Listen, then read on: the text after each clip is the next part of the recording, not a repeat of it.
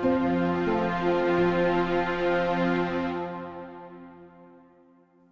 everybody. Welcome back to Investor News.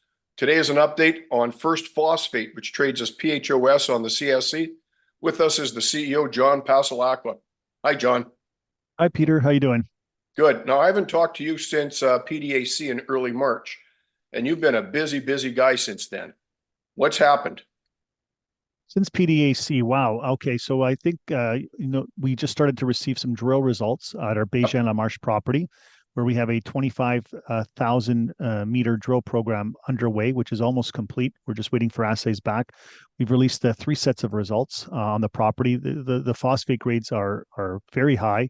They're at the same level as you would find in the operating mines of igneous rock, the only 3 that are really operating fully for the production of LFP, for the production of purified phosphoric acid in Russia and Finland, where the grades in Russia are around 10%. We've been finding phosphate, over 10, 12%.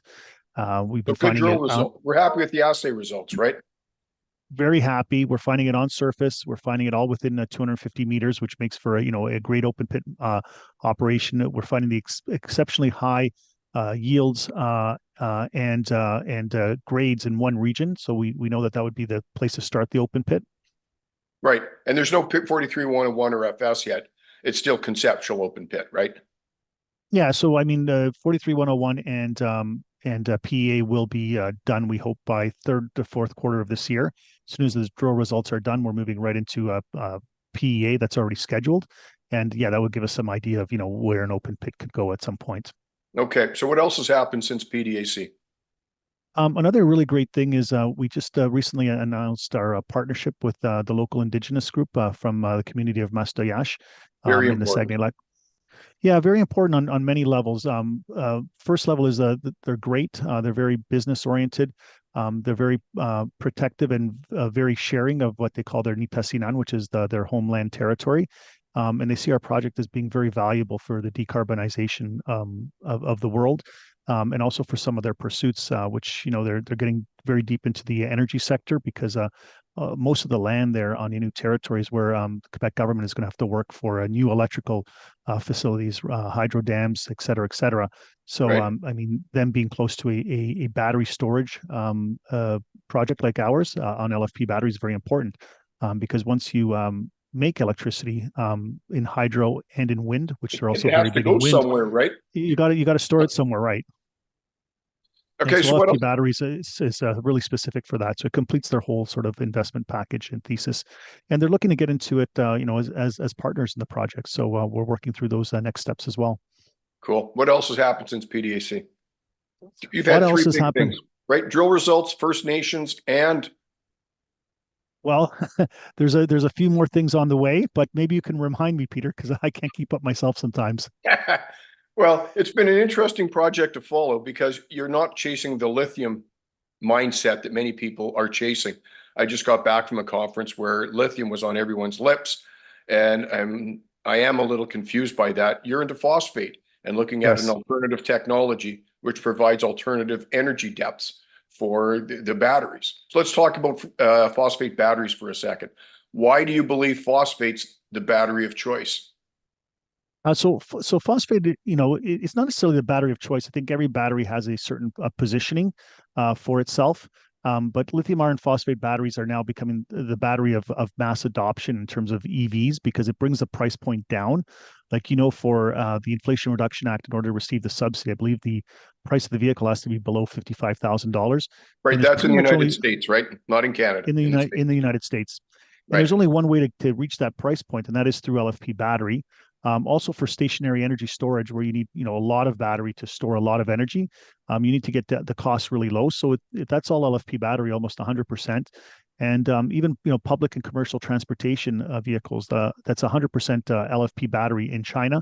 And we believe that trend is coming to North America as well. So we're getting very quickly positioned for this.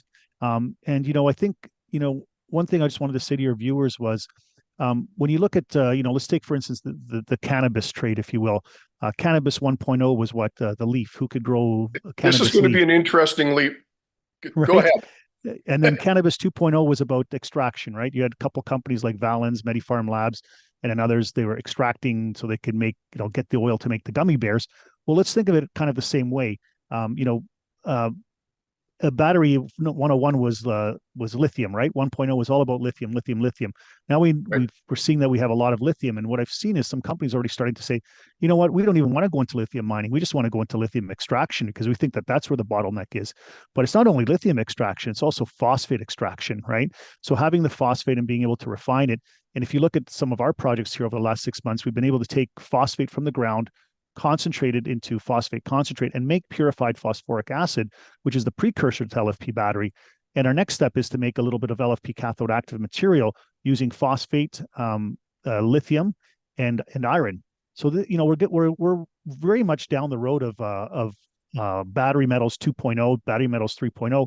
Again, why? Because there's 70 years of industrial knowledge in terms of purifying phosphate to purified phosphoric acid, which already existed in the Western world for 70 years, whereas with lithium it's all new, right? But we are really lucky as an industry in phosphate that we have that knowledge.